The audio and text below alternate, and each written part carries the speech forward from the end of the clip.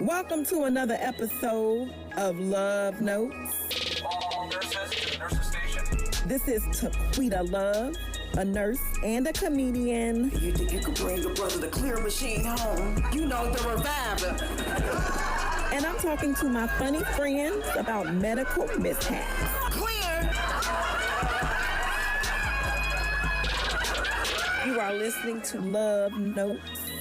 Now we can get Now real. we can get real. I'm Yes. so happy you're here, Finley. Thank you so much for coming. Have we started already? Yeah, we already Oh. rolling. So I was trying to get loose, because you was telling me I was uptight last time. Nah, you And that's what weren't happened uptight, when you yeah. a nurse. Sometimes you be at work and then you supposed to be chilling, but you Yeah. don't know how to turn it off because Yeah. society been like, you an angry black woman. But I'm Yeah. really not. No, you're not. You're not. So I got with me comedian, writer, Actor. actor. I remember I came to see you in Aladdin. In Aladdin, Comedian, yes. writer, actor. What else you doing out here in the streets? Just all the hyphenates, you know? I'm just saying, comedian, actor, writer, Finley Polynice. Woo, woo, woo, woo. I'm Okay. just Finley Polynice. So Finley, Yeah. I've been knowing you for years. We started out doing stand-up, just in the stand-up community. Yes. And then I, found out that you were a great writer.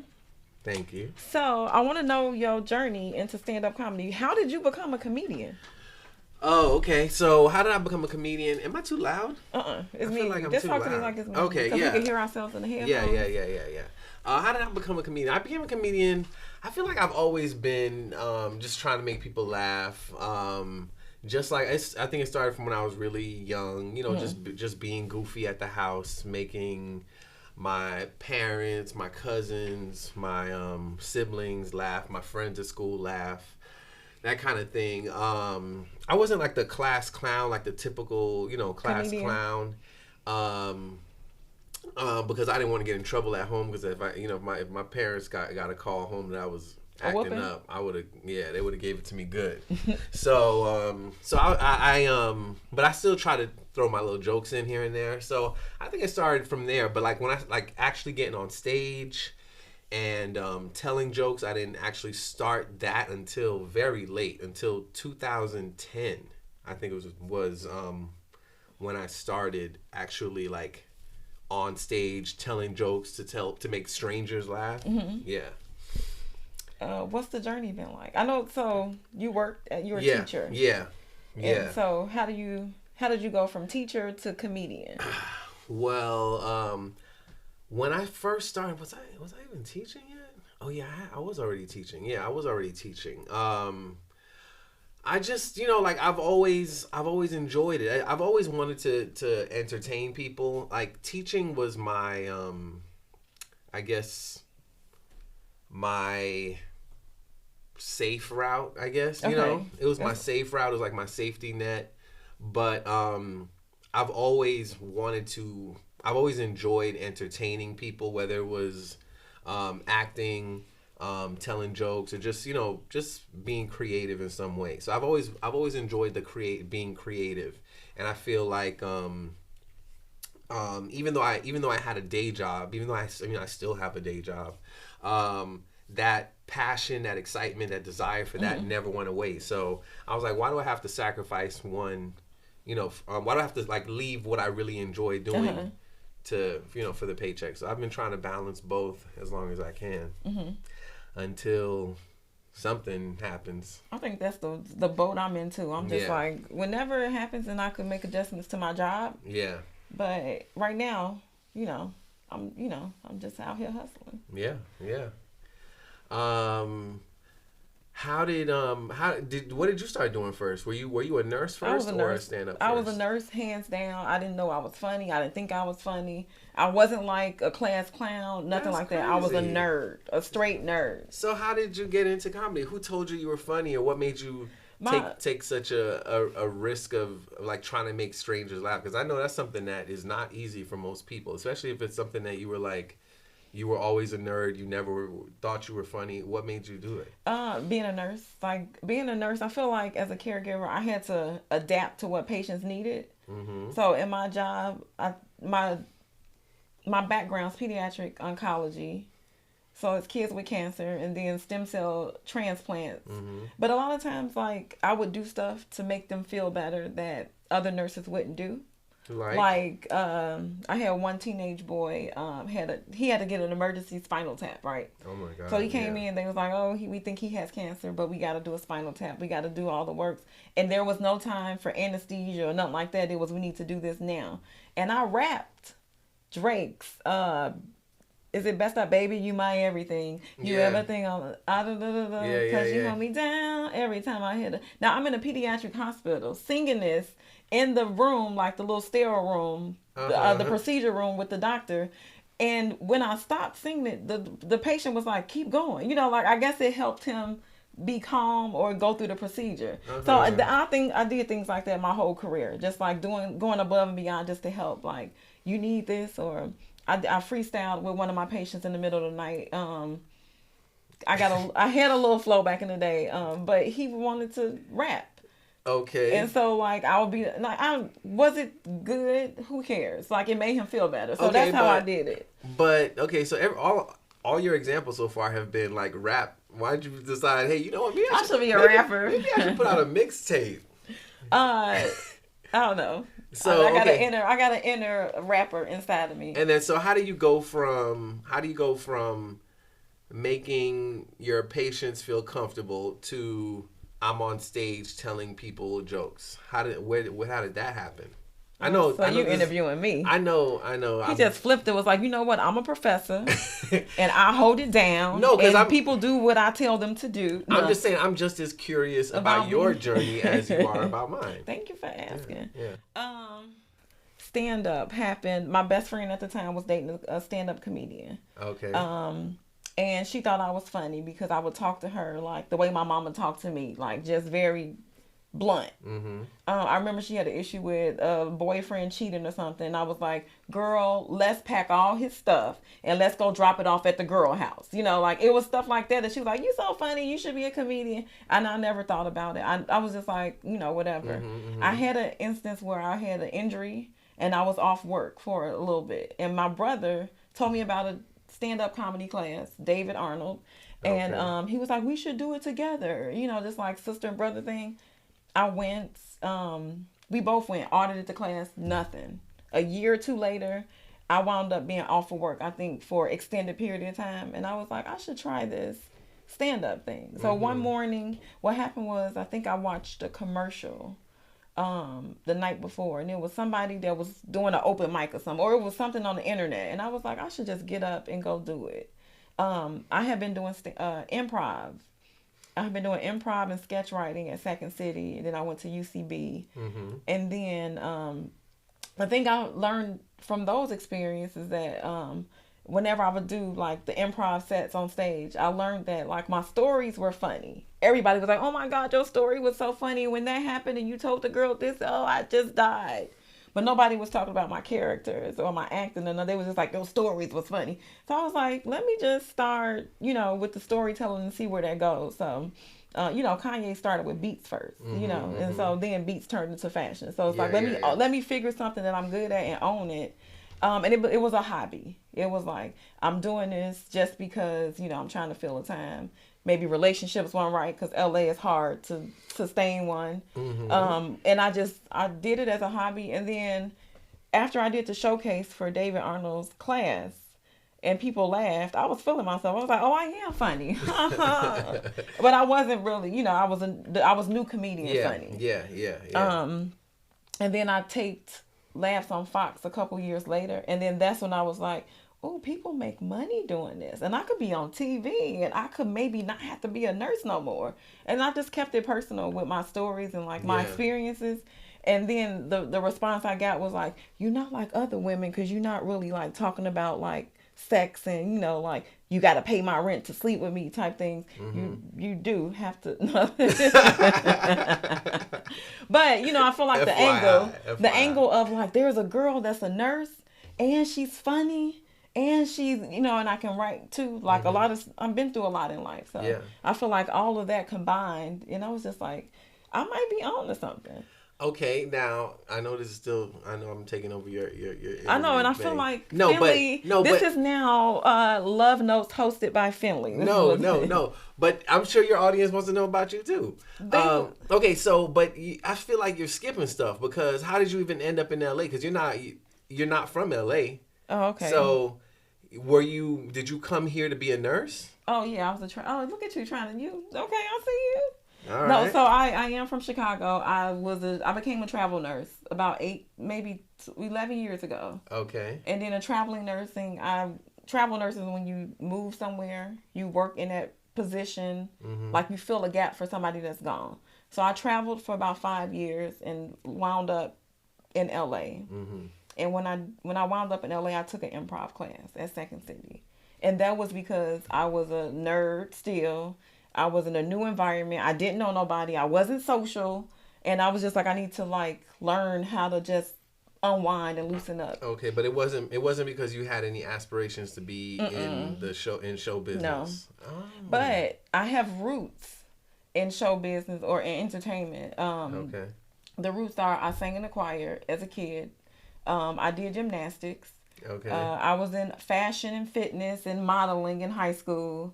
Is that a class? Fashion, fitness, and modeling? Is that a class? That was like a club. It was like, like we wanna be models. Fashion, fitness, and modeling. It was like when you want to, it's like, oh, I want to do this. And after I tried out for the cheerleading team and didn't make it. Okay. So it was one of those things where I've been touching it but not all the way in. And then it was just like I got a degree, I'm making the money I want to make, no kids have arrived at my doorstep. So it was like I took a chance and was like, I'm just gonna put more in it and see what more I can get out. Okay so so back to you. Yes, because you're making me vulnerable. No. All right. Your journey to being a comedian, obstacles that you've had being a professional. Yeah. Okay. That's a good one. Yeah. Especially because of my profession of being a teacher. So I guess similar to being a nurse, but I feel like there may be a little more, a little added pressure as a teacher. Just because I think teachers are held to this higher standard of how you behave in your personal life, right? And because I feel like patients aren't really going to go Google you necessarily, right? Yeah, they will. They will? I get friend requests, and because of HIPAA, they say don't accept friend requests from your patients. Okay. That's how, Well, then you definitely... you know what I'm talking about then, because you'll get, I'll get students trying to request me, looking up, Googling me, trying to find out stuff. And so anybody who's ever found out anything about what I do outside of work has been because they did their own, they were snooping, trying to figure stuff out. Right. So I think that has been one of my, that has been a major obstacle, is just trying to keep those two lives separate, in some way. I mean, of course, I talk about teaching in my comedy because that's a part of my life, but I try not to do it the other way around. I try not to talk about my show business career when I'm teaching, right? So it's just an obstacle to trying to keep those things separated and trying to, keep students from being all in my business, all in my personal business. I know part of it is inevitable, but I'm just trying to keep them separate as long as I can. So and then there are other obstacles with just trying to find time to do things, because with my job that you don't, once you clock out, you don't really clock out. You still have stuff to do outside of the classroom, preparing for the next day or grading or all that kind of stuff, so finding time to follow my passion while still maintaining my responsibilities at work. Yeah. Well, I know that you did writing at the is it CBS Diversity Showcase? Yes. I would love to know that experience, because we talked about it when you were about to do it. Yeah. And it was like, how do I ease out of my responsibility and follow the dream? How do I maneuver it? Yeah. Well, First of all, I need everybody to know that you are the reason that I even knew about that. And if it wasn't for you, and I remember calling you and thanking you, because when I got it, I was like, it's because you're the one who let me know, No problem. And that's something that in comedy you do find, and just in the business in general, you find some people that you feel like are really like very supportive, and you've always been one of those people who are very supportive, always maintain good relationships. Something that I could definitely learn from you is maintaining good relationships with people. You're so good at networking and keeping relationships with people that you meet. And that's something that that helped me get that CBS showcase. Because if you hadn't told me about it, I wouldn't have submitted for it. I wouldn't have written something. And so thank you for that. The experience was good. It was a good experience overall. I could sit here and nitpick about a lot of things, because I did not love everything about it. There were a lot of things about that experience that really bothered me. But overall, I would say the takeaway, the best part about it was I met some really talented writers. I met some really talented performers. It forced me to collaborate with other people, because before that, anything I'd written before had just been things that I'd written on my own. So it taught me how to write with other people, and we work together. I have an idea. Can you help me with this? Or you have an idea. I could throw in some advice to make this better. So overall, it helped me personally become a better writer, and it put me in touch with a lot of very talented people. Yeah, so that's big. Yeah, that is big. That is big. Yeah, so I feel like I'm a better writer because of it. I feel like I could do anything. I feel like I could write about just about any topic within a short window of time, because we had very quick turnovers with those things. Okay. Yeah. I'm happy you got a chance to do that, Yeah, and I'll take good. some of the credit when you. Yeah, no, you like I said, I wouldn't have even known about it if it wasn't for you. Yeah. Oh yeah, no problem. Yeah, we both applied. They was like, we don't like what you talking about, but Finley, he got talent. No, I'm joking. No, that's not true. I honestly, I don't know how they pick who they decided to pick. I don't know if it was just like we're just picking people at random. Hopefully it works out. I really, we have no idea what the selection process was. I was just thankful that I was selected, and I was thankful that you told me about it, because I wouldn't have even, because I had before that I had submitted as a performer. I had I'd gone in to try out, to audition as a performer the year before, didn't get it, and then so I didn't even know about the writing side of it. So I was gonna try to audition to be a performer again. And then you told me about the writing side. I was like, oh, let me try as a writer. Maybe I could sneak in as a performer if I'm writing. They'll be like, write yourself in. Like, you know what? Like, you know what? I know this sketch right here would be good if you had a bald dude with a beard. Ain't nobody here. Oh, what? I could jump up in that and do that. I'll do it. I'll make the sacrifice. So. Oh, that's dope that you got a chance to do that.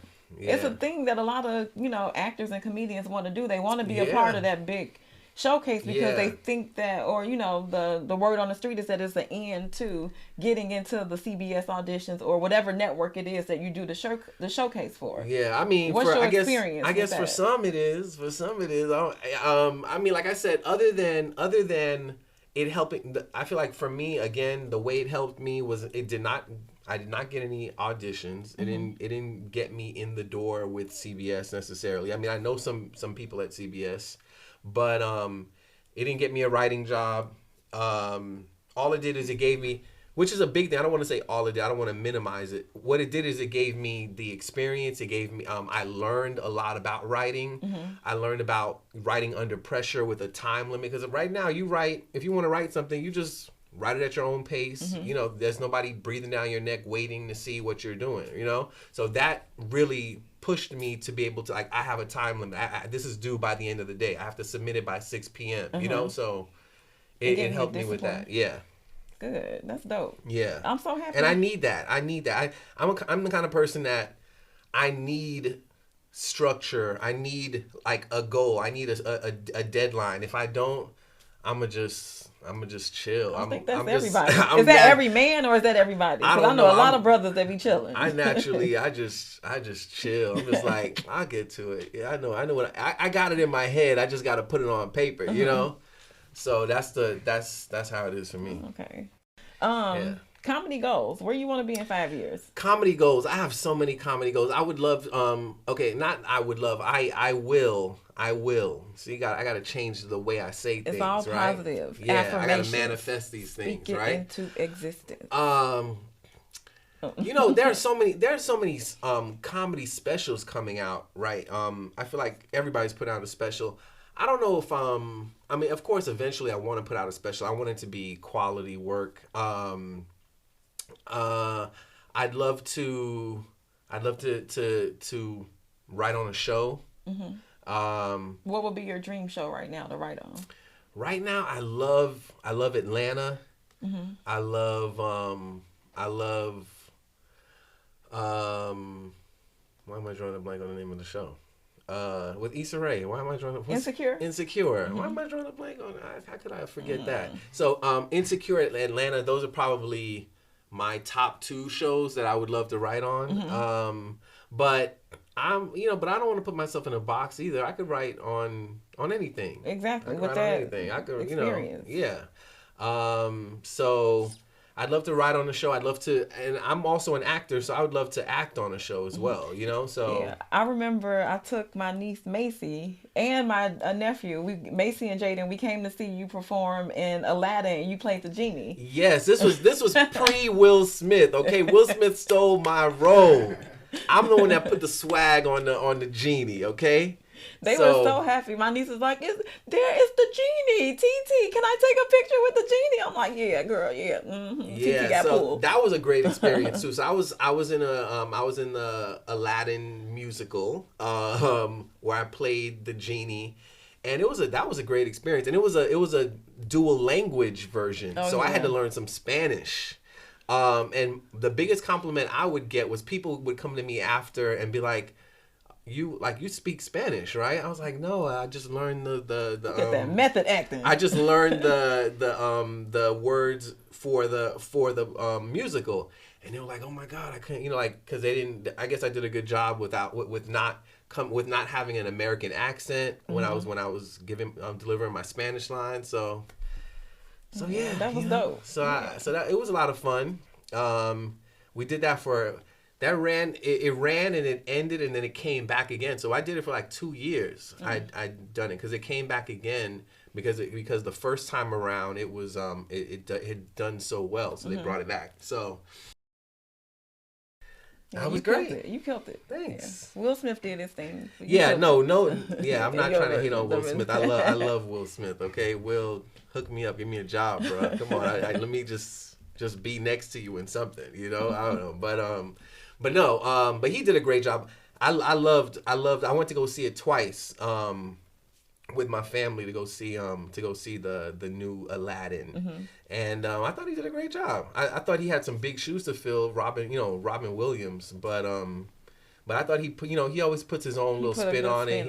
His own little hip hop swag to it, where Will Smith is just like, the definition of cool, so he's just always cool. Yeah, so ever since the Fresh Prince of Bel-Air. Yeah. So he did his thing. That's dope. I'm excited to see. I'm excited to have you on my show finally. Yeah, thank you for thinking of me. Yeah, but also to see where you go and in comedy, and hopefully we can start back. Collabing on things. Yeah, that's definitely we will continue to collab. Yeah. Everybody know I'm a nurse. Yes. And I work in the healthcare field. But I want to know, do you have any experiences in the medical world, like maybe an unexpected trip to the emergency room or something? Well, I have a lot of experience with medical people because everybody in my family is in medicine except for me. Both of my parents are nurses. Both mother and father. Both nurses? Both nurses. My mom is a school nurse. My dad is a nurse in hospice. Okay. My older sister is a triage nurse. Okay. My younger sister just started medical school. I'm the only one who was like Fuck So medicine. do they be giving you shade? Do they be like, why you not gonna cross over to our side? No, because I always told him from the beginning. I just wasn't interested in that. It wasn't that. The thing is, when I first went to college, I thought I was gonna be like a physical therapist, right? Or you couldn't shake the medical part. You was like, I gotta do something. Yeah, and then it was like when I started taking these science classes, I was like, dang, this is a lot to study. I was like, ugh, I don't know, maybe science is not my thing, So then I changed majors. But any crazy medical like emergency room experiences? Luckily, I've never been like crazy sick. I've never had any serious illnesses or anything any emergencies like that. The worst thing that happened to me was I was cleaning some dishes and I went to go pick up a knife and it sliced my finger wide open and I was like bleeding everywhere and had to run to the emergency room. Let me see your fingers. It was this one. Oh, okay. And so I got stitches on this, but it was, did it hurt? No, it did hurt. Like, I got a family full of medical people. No, this happened. I wasn't living at home with my parents. I was so it did hurt. I was bleeding. At first, I was like, "Oh, it's not that bad," but then it just kept bleeding and kept bleeding. I was like, "Oh my god, I'm gonna bleed out." You thought you were gonna die from your finger being cut? Yeah, because it just wouldn't stop bleeding. I'd taken, I feel like I took like a whole roll of paper towels, and it was just soaking through everything. So I had to drive myself to the urgent care, right? I think it was urgent care. Oh yeah, so I drove myself to urgent care, the closest urgent care that I could find. When I got there, they were like, "We don't take your insurance." So they sent me to another urgent care, and I'm like, "Y'all don't see I'm bleeding here? Like, isn't this isn't this medically unethical to not take me in right now? Like, I'm bleeding everywhere." You were bleeding out? Yeah. From your finger. That's what it seemed like to me. So I had to drive to another place, and then I had to wait in the waiting room with my hand wrapped up in like a soak, this is one thing I don't get about people. I know you guys see everything, so you guys are not, but I feel like at least make me feel like this is an emergency to you too. Like, I feel like they're just like, okay, just have a seat. We'll call you. I'm like, bitch, I'm bleeding. I'm bleeding out. Can you call my family? You don't see that I'm so like. Can I get some more? Can I get a Band-Aid, something? They were just like, just have a seat. We'll call you. And they just like go through it's not a big deal. It's not an emergency to them. And I feel like at least pretend they're like, oh my God, okay. Even if still gonna call me 2 hours later, just lie to me and just be like, oh my God, you're bleeding. Okay, have a seat over there. We'll call you. It gotta be away. in that tone. Be like, it gotta be. Oh my God. If we was like that, would you trust us? If I came and be like, oh my God, let me get your temperature because you might be septic, or you might be, you might bleed out. If I was like that, would you be like, oh, she know what she doing? You gonna be like, can I get another nurse? I would at least feel like you are just as concerned as I am. If you just be like, oh, nigga, just go sit down. We'll call you whenever. I'm like, damn. But your finger good. I'm happy. It's fine. Yeah. So that was. I know that's not like an exciting story. But, no, that's cool. Yeah. Any family remedies in your house? Any like? Oh my God, I'm Haitian. Okay. So there are tons of. Give me the number one. Okay, so no matter what, and this is the thing. It's like being Haitian supersedes being like knowledgeable in medicine. Because like I tell you, my parents are in the medical field. You would think they would do what they learned in school, medical stuff, right? But no, they still have their roots in like. So like there's this like oil, it's like a castor oil thing, right? But like it's in Creole they say l'huile masquiti. But it's like masquiti. Yeah, it's like oil. It's like a castor oil, right? And that is your medicine for everything. Like you got a broken arm, just put some of that oil on there. What was that oil when your finger was cut? Well, I tell you, I wasn't home. I was here. My parents are in Florida. So anything you have a fever, it doesn't matter what the case may be. You got a broken foot. Pour this oil on there. My grandmother, when she was around, she would add like a salt to it and just like it'd be like an it's like you're exfoliating, but She got a spa treatment with. But you would do that for everything, anything that any kind of sickness you would have. That was the remedy. Did it actually work for anything? You know, maybe it was a placebo because that shit did work. It did work. I felt better inside. Like I'd come home and be like, Grandma, my knee hurts. She'll be like, I got you. She put some of that oil and some salt, rub it in, and just wrap it up. And the next day, I was a new man. Yeah. Okay. So well, the Haitian remedies, yeah, they work. They work. Maybe it's a placebo. I don't know. Maybe she mixed it in with some voodoo. Love. I don't know what it was. Was it voodoo? Haitian voodoo? She put something in there that hooked us up. Yeah. Well, thank you so much for joining us.